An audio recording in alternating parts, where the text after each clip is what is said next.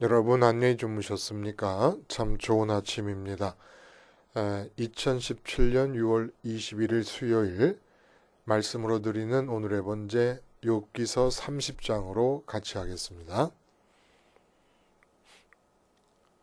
31절까지 기록되어 있습니다. 우리는 1절부터 10절까지만 같이 읽습니다. 시작.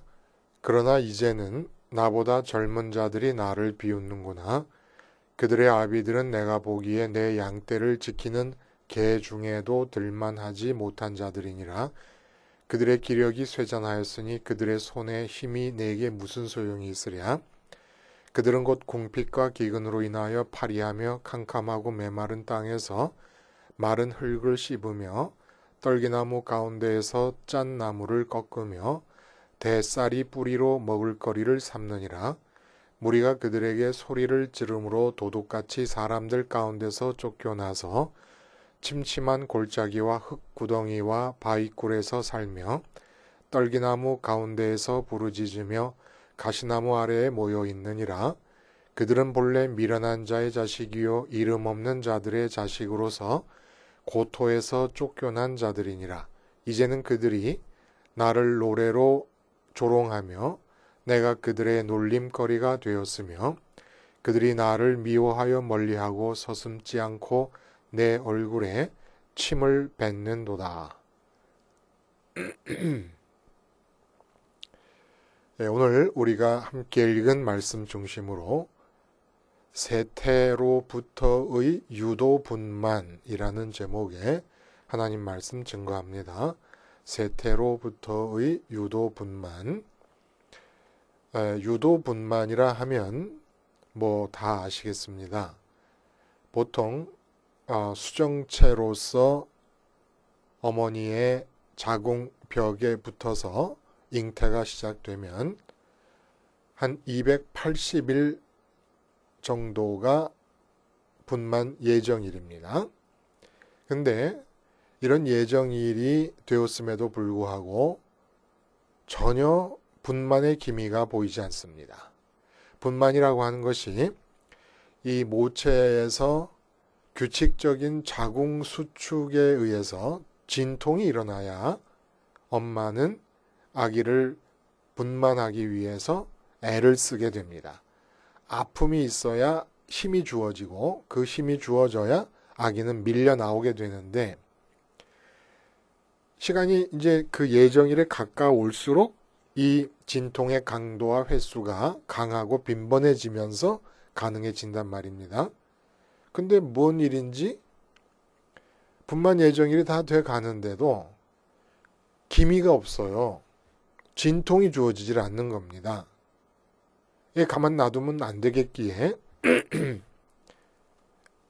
인위적으로 어머니 모체, 그러니까 어머니 이 배에다가 진통을 가하는 겁니다.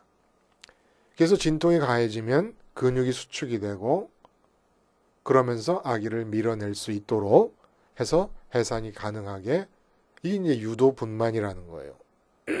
근데 우리가 한 가지 전혀 생각하지 못하고 있는 사실, 이것도 이제 마귀의 장난에 우리가 넘어가서 그런 것인데 모태로부터 분만하면은 한 아기의 몸이 인간 세상 안으로 태어납니다. 근데 그 아기의 몸이 인간 세상 안으로 태어날 때에 거기에는 마음이 함께 있어요. 그러나 이 마음은 아직 어떤 대상과 아무런 관계도 맺지 않고 있는 마음이고 그리고 자아의식이 형성되어 있지 않는 마음입니다. 자아의식이라는 것이 누구와의 관계에서부터 생기기 시작하는 거니까 사막에다 혼자 내버려두면 그리고 아무 대상도 없다면 대상도 느낄 수 없는 진공상태에 놔둔다면 마음은 그냥 그 마음으로 있을 뿐이지 거기에 자아가 생길 수가 없어요. 하다못해 바위라도 모래라도 나무라도 있는 걸 보고서야 나를 느끼기 시작하게끔 될 수밖에 없지 않습니까? 그래서 어머니가 한 아기를 인간 세상 안으로 태어나게 한다는 것은 어머니 자궁에서 처음에 조그마한 수정체가 하나 생겨나서 온전한 인간의 모습으로 몸이 발전하는 것과 마찬가지로 아기가 갖고 태어나는 이 마음이라는 것은 수정체와도 같은 겁니다. 그래서 이 인간 세상 안에서 잉태되는 거예요. 그러니까 인간 세상은 또 하나의 자궁인 것입니다. 그래서 우리가 그걸 줄여서 인간 세상 자궁을 줄여서 세태라고 말할 수 있다는 거예요. 어머니 자궁을 모태라고 말하는 것과 마찬가지로. 그래서 이게 창조의 원리인 거예요. 인간 세상 안에 태어나서 살면서 마음이 태어남과 동시에 수정체가 되어서 마음이 성숙합니다. 마음이 하나님이 보실 때 하나님과 함께 영원히 살 수 있는 하나님의 자녀의 모습으로 마음이 자라가야 됩니다. 그렇게 자라가면서 인간 세상이라는 세태를 빠져나와서 모태를 아기가 빠져나와 인간 세상으로 들어오듯이 다시금 인간 세상을 세태로 삼아서 성숙하고 자라서 마음이 빠져나가야 된다는 거예요. 어디로? 하늘로. 하나님이 계신 하늘로 태어나야 된다는 겁니다. 근데 사람의 마음이 이 인간 세상에 안주하려는 경향을 띠게 됩니다. 이게 원죄라는 거예요. 유전죄라는 겁니다. 하늘로 태어나려는 생각을 안 하는 거예요. 하늘을 향하여 분만되기를 원치 않는 겁니다. 이때 하나님께서 인위적으로, 그러니까 뭐 인위적이라고 해서 신위적이라고 해야지 맞는 말일까요? 의도적으로 진통을 가하게 됩니다. 그것이 바로 인간 세상에서 우리가 겪게 되는 고통의 진정한 의미라는 거예요. 지금 욥기서가 이제까지, 오늘 30장인데 이제까지 말한 것의 임시적인 결론은 바로 그거라는 겁니다. 욥이 왜 고통을 겪고 있느냐? 인간들이 살면서 고통을 겪게 되는 이유가 무엇이냐? 욥처럼 의인이 고통을 겪던 악인이 고통을 겪던 그 고통이 차별이 없이 깊은 의미에서의 뜻은 바로 하나님이 가하시는 유도 분만을 위한 인위적 진통이다. 의도적 진통이다라는 겁니다. 오늘 이 30장의 내용을 앞장과의 연관성 하에서 살펴봅니다. 왜냐하면 이 지금 욥의 독백이 지금 진행되고 있는 거 아닙니까? 그래서 이 독백을 이제 세 장에 나누어서 우리에게 보여주고 있는데 29장에서 한 번 있었고 오늘 두 번째 30장을 우리가 보고 있는 거예요. 앞장에서는 하나님의 보호하심을 회고합니다. 그래서 그 보호하심 아래서 복된 삶을 회고할 때에 주로 주안점을 두고 있는 내용이 뭐냐면 인간 세상 안에서 소위 사회적으로 칭송과 존경을 받고 살던 자기의 모습을 회고합니다. 지도자적인 위치에서 살았던 자신의 과거 모습에 집중되어 있습니다. 그래서 이렇게 인간 세상 안에서 칭송과 존경을 받고 지도자적인 위치에 살았던 모습.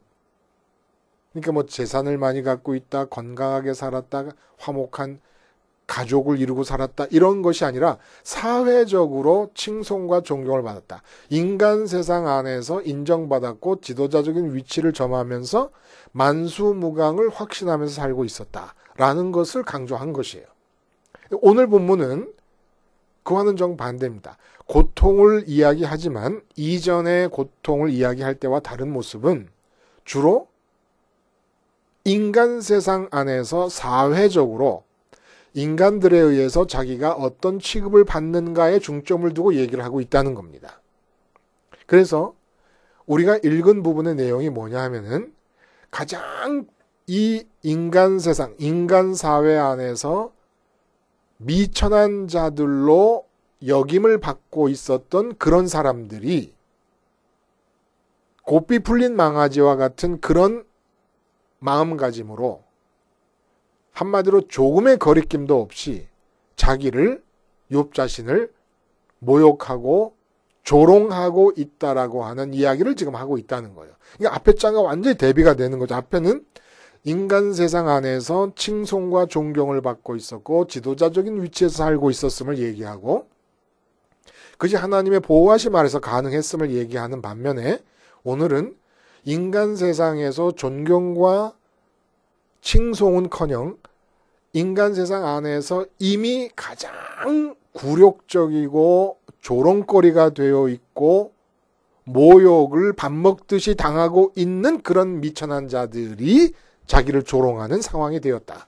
근데 그렇게 그들이 나를 조롱하는 상황 이 자체가 앞장에서 사회적인 칭송과 존경이 하나님의 보호하심 아래 이루어졌던 것과 마찬가지로 지금의 이 굴욕적인 상황도 가장 굴욕적이고 가장 미천한 자들에게도 조롱거리가 된 이런 상황도 하나님이 배후에 있으시다 라는 얘기를 하고 있는 겁니다. 그러니까 하나님의 의도성에 의해서 지금 나는 이 인간 사회 안에서 가장 미천한 자들로 여겨지는 사람들로부터 조롱거리가 되어버렸다라는 거지요. 이것이 뜻하는 바가 여러분 뭘까요? 인간 세상 안에는 칭찬 시스템이 있습니다. 존경 시스템이 있어요. 어떠하면 존경한다. 어떠하면 칭찬한다. 이것은 다시 말하면 가치 시스템입니다. 그것을 많이 갖고 있으면 사람들이 존경합니다. 아니면 존경은 아니더라도 또 도덕적이고 윤리적인 차원에서의 존경이 아니더라도 부러움을 사게 됩니다. 그리고 그 사람처럼 됐으면 좋겠다라는 동경을 불러일으키게 됩니다. 이거는 뭐 또 다른 형태의 존경이라고 할 수 있죠. 윤리적, 도덕적 의미에서 존경이 아니라도 이런 인간 세상을 구성하고 있는 그래서 인간의 값을 매기고 인간의 층이 형성이 됩니다. 이 가치 시스템 안에서. 근데 이런 평가 시스템, 가치 평가 시스템으로부터 완전히 밖으로 밀려나 버린 거예요. 지금 욥이. 근데 욥이 모르는 거예요. 이것이 하나님의 은혜인 것을. 이것이 하나님께서 욥에게 허락하실 수 있는 이전 상태의 욥이 생각할 때 복되다고 느꼈던 그때 상황과는 비교도 안 될 만큼의 복된 상황으로 이끌어 가시고 있음을 욥은 전혀 모르고 있었다는 겁니다. 이것을 알고 있었던 사람이 누구예요? 대표적으로 사도 바울을 들 수가 있다는 거예요.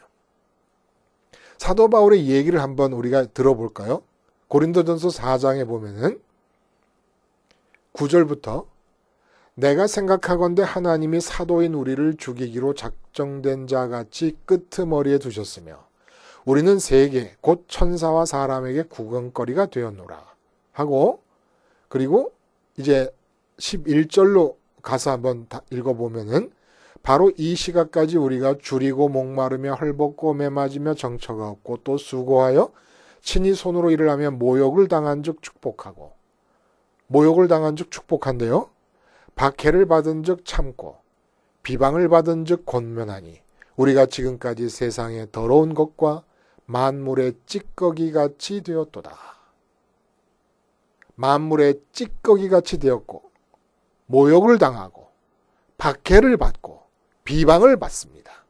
그런데 모욕을 당할 때 축복하고 박해를 받은 즉 참고 비방을 받을 때 권면합니다. 그리고 만물의 찌꺼기같이 된 자기의 상태를 기꺼이 받아들입니다. 그리고 어떻게까지 고백하느냐? 하나님께서 내게 주시는 은혜가 족하다라고 고백할 뿐만 아니라 나의 나 된 것은 온전히 하나님의 은혜로 된 것이다 라는 고백을 하게 됩니다. 세상에서는 자기를 찌꺼기처럼 여기고 있는데 자기 자신은 하나님의 은혜에 힘입어서 자기로서는 더 훌륭할 수 없을 만큼 훌륭한 상태에 있다. 이러한 자아의식과 세상 사람들이 나를 찌꺼기로 여긴다는 사실을 받아들이는 이 상황이 어떻게 공존할 수가 있겠는가?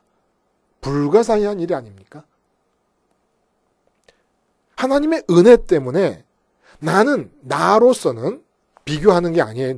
누구보다 잘났다는 게 아니라 나는 나로서 태어나서 될 수 있는 가장 훌륭한 모습이 되었다고 믿는 거예요.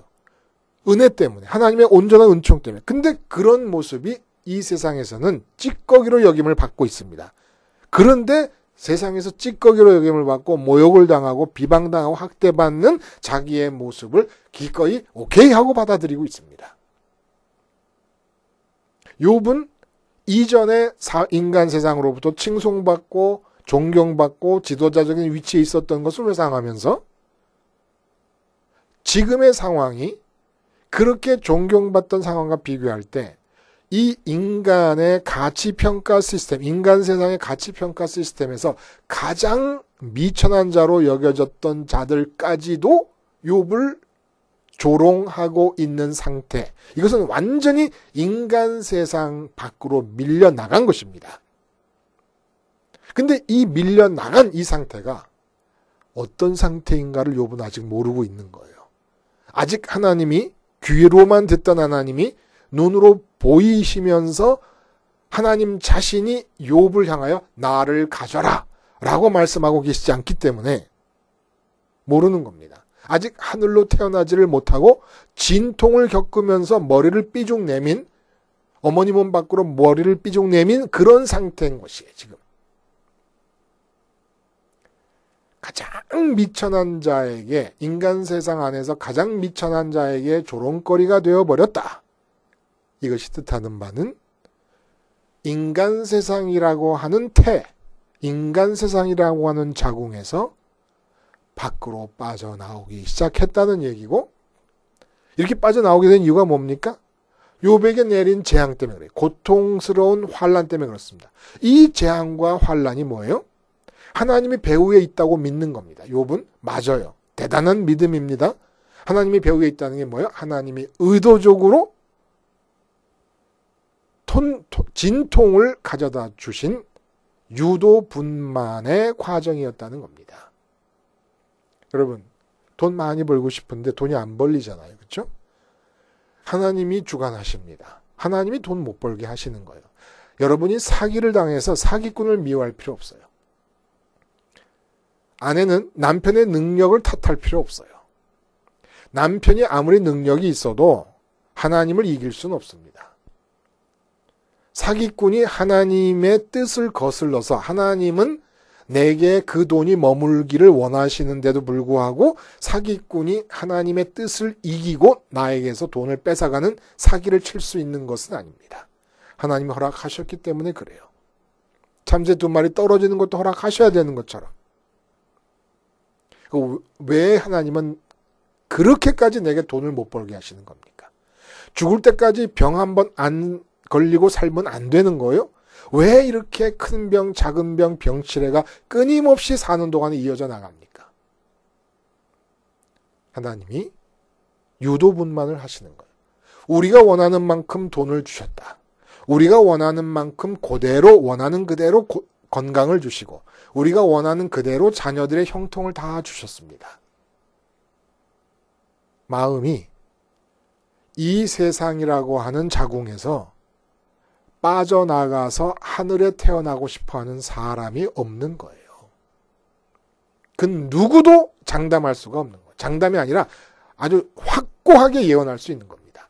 모든 상황이 내가 원하는 대로만 주어져서 안정에 안정을 거듭하며 삶이 진행된다면 욥에게 당한 것과 같은 이런 재앙, 아니 10분의 1, 100분의 1이라도 그러한 진통이 주어지지 않으면 우리의 마음은 이 세상이라는 자궁에 머물러서 끝까지 남아 있고 싶어 하지 세상이라는 자궁 바깥으로 나가려고 하지를 않는 겁니다.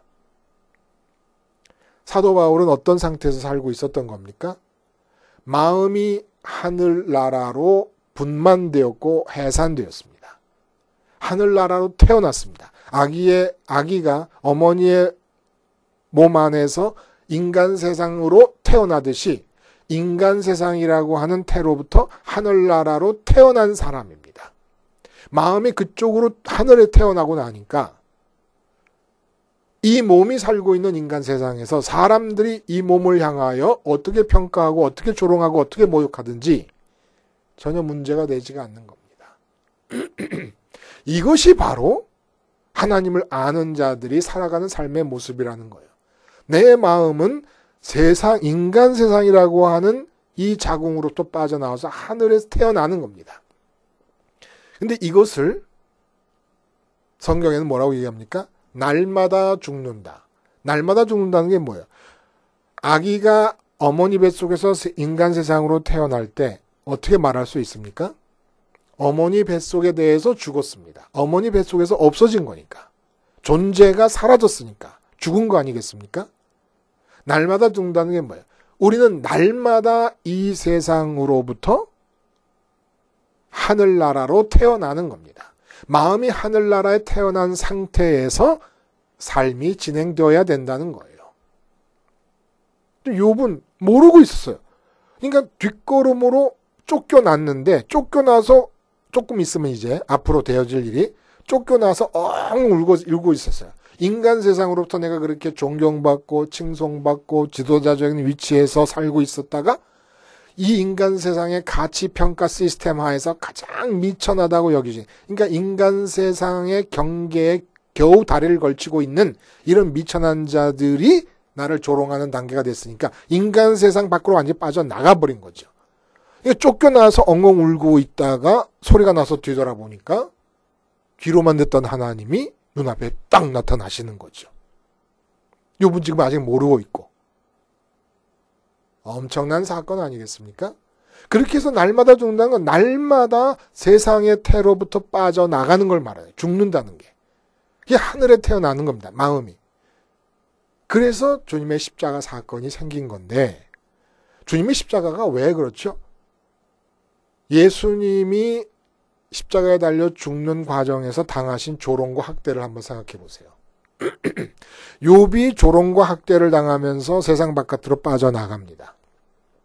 예수님이 조롱과 학대를 받으면서 십자가에 못 박혀 죽으셨습니다. 십자가가 어떤 자리예요? 그러니까 세상 바깥으로 빠져나간 자리입니다. 이 인간 세상에서 존재할 필요가 없을 만큼 무가치한 자를 갖다 거는 곳이 십자가예요. 근데 그 십자가가 나의 죽음으로 받아들인다는 거예요. 응? 그 내가 죽은 거로 인정한다는 겁니다. 그 뭘 말하는 겁니까? 내 마음이 이 인간 세상이라고 하는 자궁으로부터 빠져나간 자리를 내 자리라고 내가 선택하는 것이고 택하는 것을 말하는 것이고 이 선택이 믿음인 거예요. 나는 인간 세상 바깥에 내 자리를 두겠다. 그 십자가에 두면 어떻게 됩니까? 부활과 승천의 길을 통해서 하늘에 태어납니다.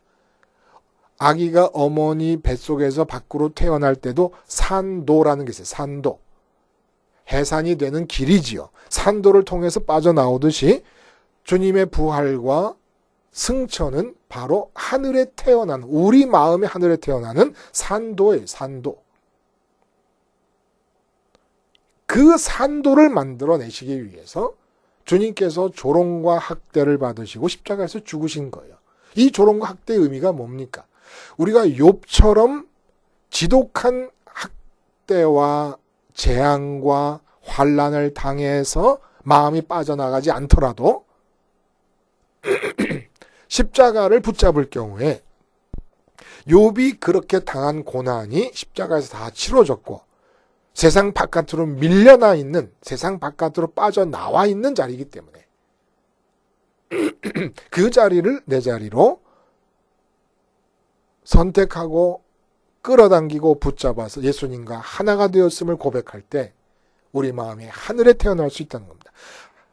자식을 대하건 남편을 대하건 아내를 대하건 사업을 하건 무슨 뭐 학교에서 가르치게 되건 의사를 하건 검사를 하건 대통령을 하건 장관을 하건 우리가 오늘 하루를 살아갈 때 반드시 해야 될 일은 마음이 세상이라는 자궁을 빠져나가 하늘에 태어난 상태에서 이 몸이 하나님에 의하여 움직이는 삶을 살아야 된다는 겁니다.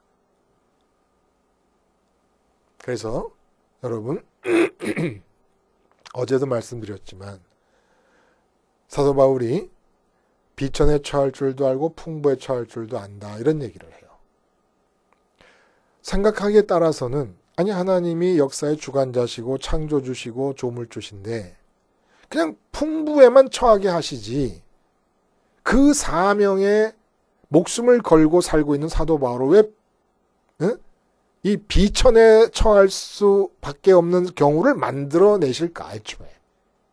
근데 사람은 이 세상에서의 진통이 없는 한 사도 바울 아니라 그 누구라도 예수님을 제외한 모든 인간은 나도 모르는 사이에 자꾸 안주하게 됩니다.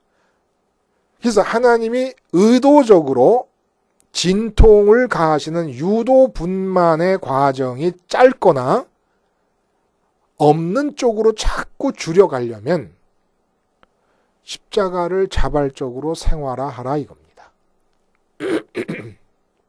십자가를 자발적으로 생활화할 때 내 마음이 빠져나가게 되고 빠져나간 다음에는 풍부함과 비천함은 이 인간 세상 안에서 주어지는 풍부함과 비천함은 문제가 될 게 없다는 얘기를 성경은 우리에게 해주고 계시는 겁니다. 풍부함은 어떻고 비천함은 어떻습니까? 라는 거예요. 그래서 욥기서 30장을 통해서 우리에게 뚜렷이 가르쳐주고 계시는 겁니다. 십자가를 붙잡고 욥과 같은 고통이 실제로 임하지 않았더라도 욥이 그런 지독한 극한의 고통을 통해서 가장 인간 세상에서 미천하게 여겨졌던 자들로부터 조롱을 받을 정도로 세상 시스템 바깥으로 빠져나가버린 것처럼 십자가 붙잡고 날마다 빠져나가서 마음이 하늘에 태어난 상태에서 이 땅의 삶을 살아가라 라고 말씀해주고 계시는 것이죠. 기도하시겠습니다. 하나님 아버지, 십자가 생활화가 체질이 됨으로써 하나님의 유도 분만의 과정과 빈도수가 점점 짧고 희박할 수 있게 하여 주시옵소서. 예수님의 이름으로 기도하옵나이다. 아멘.